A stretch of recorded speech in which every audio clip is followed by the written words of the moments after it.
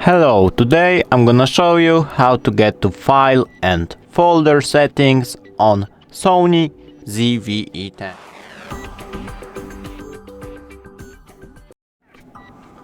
First, what you have to do is open up the menu, then go to the 5th tab, then go to the 4th page, and there it is, file and folder settings. Now you can change the file number, set the file name, and choose the folder name if you want to have a standard form or date form.